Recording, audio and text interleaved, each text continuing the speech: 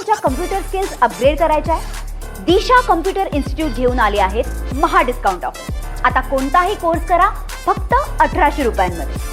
जय शिवराय. कांद्याचा हा जो प्रश्न आहे हा अनेक वर्ष ही व्यथा सुरू आहे कांदा उत्पादक शेतकऱ्यांची, आणि दुर्दैवानं अजूनही केंद्र सरकार यामध्ये जी एक लॉंग टर्म साठीची भूमिका आहे ही भूमिका घेताना दिसत नाहीये. यामध्ये दोन महत्वाच्या गोष्टी आहे की आत्ता जी सध्याची परिस्थिती आहे या सध्याच्या परिस्थितीमध्ये आंदोलन करत असताना या आंदोलनातून कांदा उत्पादक शेतकऱ्याला फायदा व्हायला पाहिजे, केवळ व्यापाऱ्यांना नाही, याची सुद्धा काळजी घेतली जाणं गरजेचं आहे. कारण जवळपास 70% कांदा हा विकून झालेला आहे आणि हा 70% कांदा जो विकलेला आहे तो 8 ते 10 रुपये किलो भावानं व्यापाऱ्यांनी खरेदी केलेला आहे.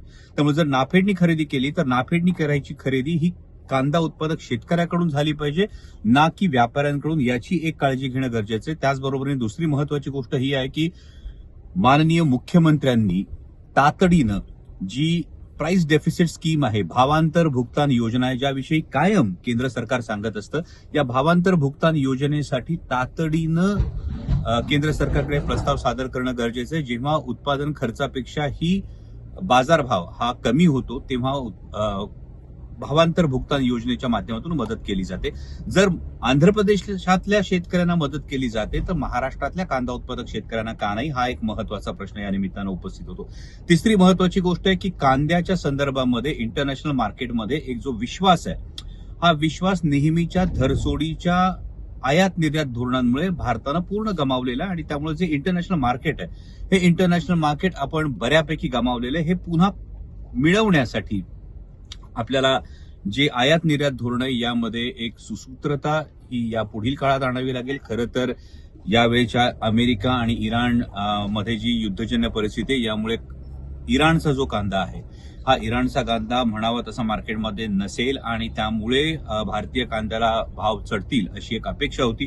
परंतु दुर्दैवानं इंटरनॅशनल मार्केटमधल्या धरसोडीच्या आयात निर्यात धोरणांमुळे भारतीय कांद्याला हा फार मोठा फटका बसलेला आहे. आणि त्याचबरोबर जी सातत्यानं आतापर्यंत जवळपास 8-9 वेळा मी पार्लमेंटमध्ये हा मुद्दा मांडलेला, आणि या मुद्द्यामध्ये महत्वाची गोष्ट ही आहे की कांद्याचा एमएसपीच्या सूचीमध्ये समावेश करणं ही अत्यंत महत्वाची गोष्ट आहे.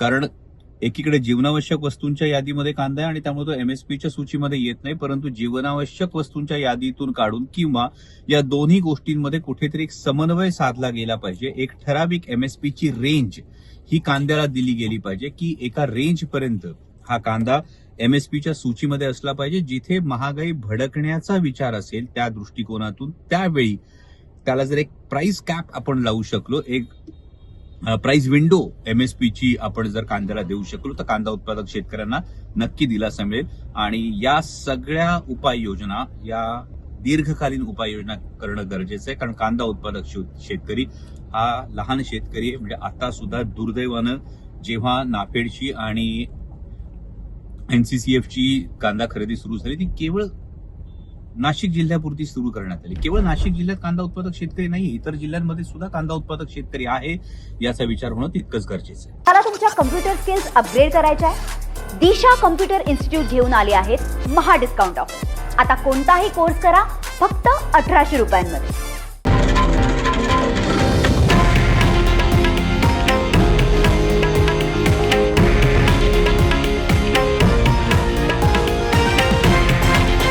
हे आहे देशातील नंबर 1 न्यूज नेटवर्क आणि आपण पाहत आहात TV9 मराठी, एकमेव.